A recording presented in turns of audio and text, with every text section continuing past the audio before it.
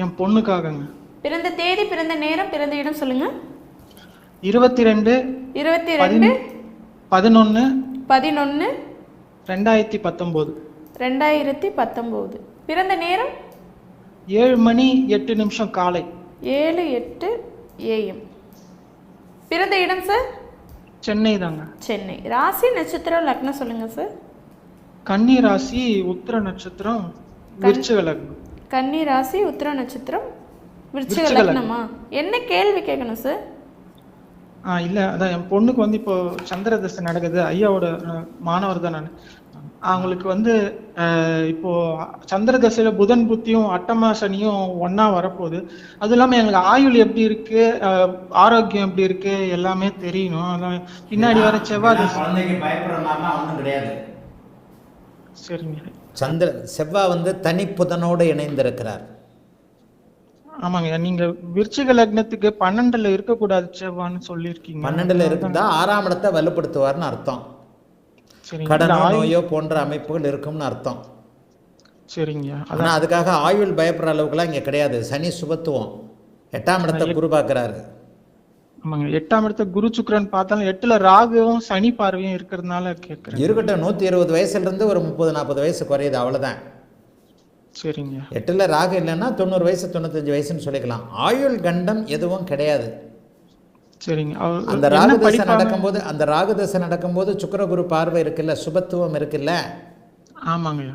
அதனால என்ன ஒண்ணு, இந்த இடத்துல பெரிய விஷயம் என்னன்னா தனிப்புதனோடு சேர்ந்து சுக்கிரனுடைய வீட்டில் செவ்வாய் இருக்கிறார். ஆமாங்க. 12 வயதிற்கு பிறகு செவ்வாய் தசையில் சின்ன சின்ன பிரச்சனைகள், ஹெல்த் இஷ்யூஸ் பிரச்சனைகள் வரலாமே தவிர இந்த ஜாதகம் உண்மையிலே ஒரு வலிமையான ஜாதகம். 11ஆம் இடத்திலிருந்து 2ஆம் இடம் வரைக்கும் கிரகங்கள் வரிசையாக அமர்ந்திருக்கக்கூடிய ஒரு யோக ஜாதகம் தான். சரிங்க. அவ என்ன படிப்பா, என்ன சுபத்துவம், என்ன வேலை? சனி தான் சுபத்துவம், சனி தான் கூடுதல் சுபத்துவம். ஒரே நேரத்தில் குரு சுக்கிர தொடர்புகள் அவருக்கு தானே இருக்கு. ஆமாங்கய்யா. சனி தான் கூடுதல் சுபத்துவம். சூரியன் வந்து 5 டிகிரி, குரு 3 டிகிரி, சுக்கிரன் வந்து 0 டிகிரி. அப்போ சூரியன் கூட சுபத்துவம் கிடையாது. இந்த இடத்தின் அமைப்பில் சனி சம்பந்தப்பட்ட தொழில்கள் தான் இருக்கும். சனி சம்பந்தப்பட்ட தொழில்கள் ஏராளமான தொழில்கள் இருக்குது. இந்த இடத்துல எப்படி வரும்னா, நர்சிங்லேயே சனி சம்பந்தப்பட்ட, நர்சிங் சம்பந்தப்பட்ட, பரிசோதனை நிலையங்கள் சம்பந்தப்பட்ட இந்த மாதிரியான தொழில்கள் வரும். சரிங்க. நான் சொல்கிறது புரியுதா உங்களுக்கு? டாக்டருக்கு இல்லை. சரிங்க. டாக்டருக்கு அடுத்த 2ஆம் நிலை அமைப்புகள்னு சொல்லுவேன் இல்லையா? ஆமாங்க.